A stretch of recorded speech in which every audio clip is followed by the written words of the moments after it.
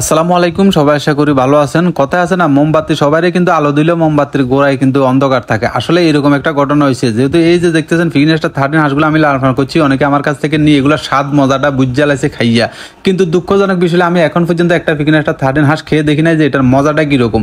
ও গতকালকে রাত্রে আমার আবার জোসনায় বলতেছে, আপনি একটা হাঁস আমাদেরকে রান্না করে খাওয়ান, যে এটার স্বাদটা কিরকম আমরা দেখতাম চাই। তো আমিও চিন্তা করলাম যে না, আজকে একটা হাঁস ফাঁকামু নিজের হাতে, তো সেজন্য চলে এসলাম বাজারে। আসি এই যে 22 পদ না 23 পদের মশলা কয়, যে এই বেটারে কইলাম যে ভাই কিছু মশলা দেন, ওই যে একটা হাঁস রান্না করবো। এই বেটায় যা আছে সামনে তুমি ব্যাগান তুনি ব্যাগান দিয়ে লাইছি কদ্দুরা। যাই হোক, এরপরে মশলাগুলো লই চলে এসেছি, এই যে হাঁসটারে সুন্দর করে বাঁচিয়ে লাইছি, বাইজবারে হলুদ লাগাই এই যে হুরাইলতে আসি, মানে হুই একদম এটারে কি যায় যায় দুত্তর টুক যায় যায় করতে না, উপরে কি হইতে থাকলে এগুলো বলে চলে যায়। যাই হোক, জোসনা কয় যে এগুলো এটারে কিন্তু হুড়ি টুরি রাইনতে হয়। তো যাই হোক, জোসনা কিন্তু ডিসিশন দিতে আছে যে কেমনে রাইনতে হবে, তো আমি এমনি চেষ্টা করতে আসি। এই যে এটারে হোরাহুরি করিয়ে এলাম, এরপরে গিয়ে দেখে মাটি চুলা করিয়ে এলাম।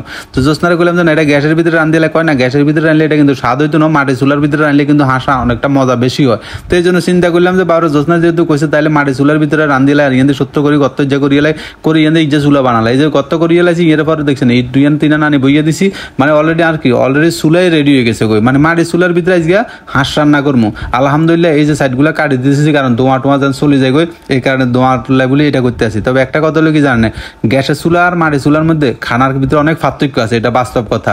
যাই হোক, ইয়ে জোসনা এই যে মাংসগুলো কুড়িয়ে লাইছে, এগুলোর দুই লই যাইতে আসি, অর্থাৎ আজকে প্রথমবারের মতন নিজের হাতে এগুলো রান্না করতে আসি। তবে ডিসিশন দিতেছে কিন্তু জোসনায়, এটা সত্য কথা।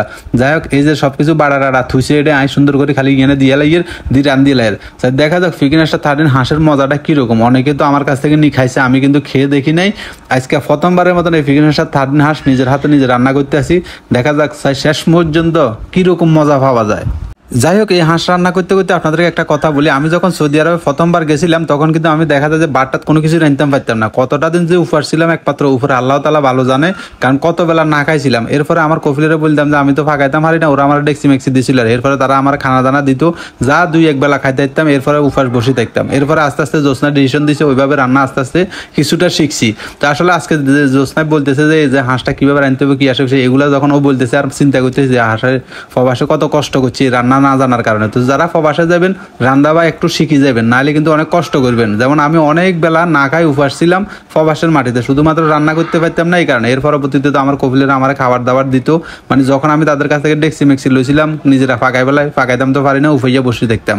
তো ওরা যে খাবারগুলো দেয় ওগুলো কিন্তু খাইতাম পারতাম না। তো এত কষ্ট করতাম ওই প্রবাসের মাটিতে, এখন রান্না করতেছি আর এটা মনে হইতেছে।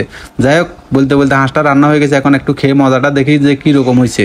মাশাআল্লাহ, খুব সুন্দর একটা গ্যারান্স হয়েছে। ও আসলে একবারে খুব ফাইন হয়েছে, বিশ্বাস যদি করেন, মানে খাইলে বুঝতেন যে কিরকম মজা হয়েছে। তো সবাই ভালো থাকেন, আল্লাহ হাফেজ।